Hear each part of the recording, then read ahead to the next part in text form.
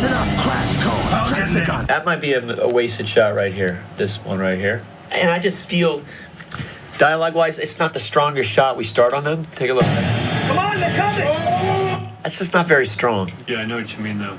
What? Something that is wider from behind. So you can see the green ahead. You can see Bumblebee standing up. And you'll see it in the other shots, but I just think we got to scour through, this idea. You know what I'm saying? These kind of things. Which there's some good moves. There's definitely stuff. I thought we came in front of the guns. This is a high-powered editing team right here.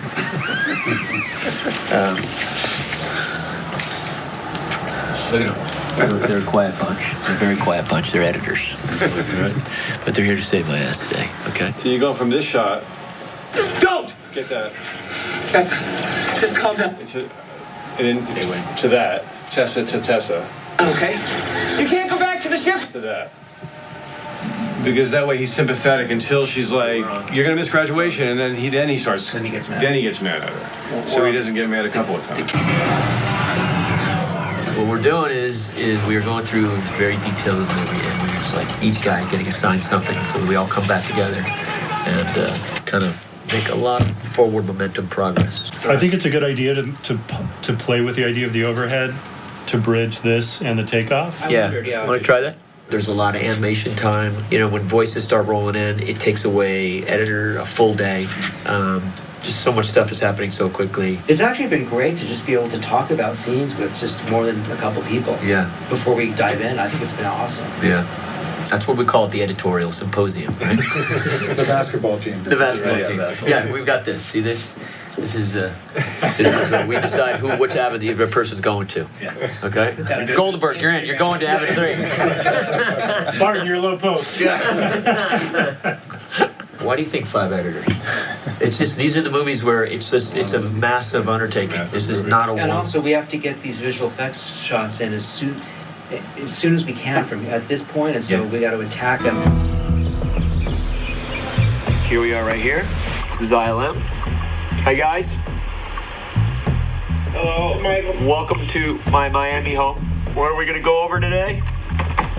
We've got some turnover questions and some shots for you to look at. Michael is amazingly involved at every level of the CGI production. He gets very, very involved with us as soon as he's done shooting and as he's editing. We have a Teradici system, which is essentially an open window to our network. That's on a very fast internet pipe. The different colors will come up here. Look. He can call us and say, hey, I want to do a session, and we just hop on and we run through shots. So it's just sliding across the sky. I like seeing the things, but just a little turn clockwise. Just start giving a little clockwise as it's going, all right? It's all live, and he can act out scenes. Maybe like a stall of some sort.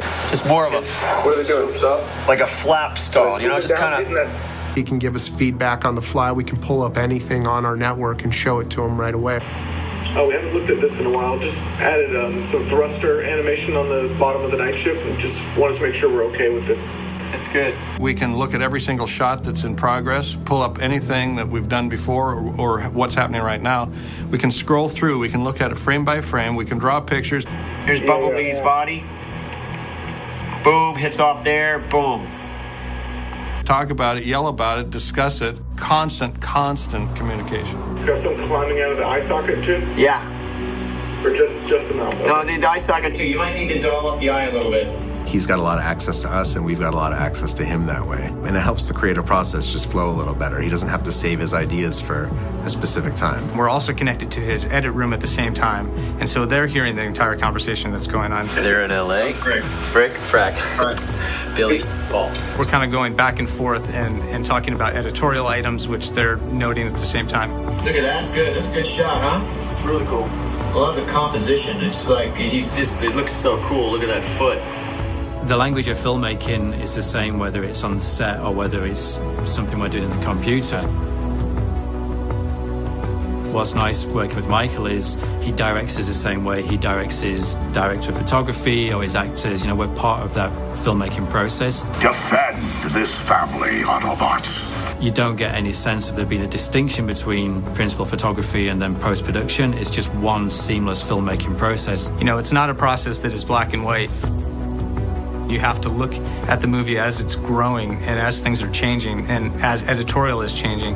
And you have to be able to just kind of shuffle the deck as things get thrown back in your court. That certainly makes it interesting and at times exciting because you have to be very quick on your feet and respond to the movie changing. You know, this is seeming like a very easy session right now because they've got a couple winners in a row. It ain't always that easy. He's always pushing us to do better and to really kind of push the envelope. First the dress down and then... Oh, no, the dress down only happens once in a while when I freak out. And he keeps us on our toes, too. We don't always get a lot of warning when he wants to talk to us. It's complicated because it's not just the geometry. Michael's calling. I'm going to have to go and do a transmission. So I'll find the right plate on that one, but there's going to be Galvatron up there. So Galvatron, we have maintained a lot of the physicality of Megatron.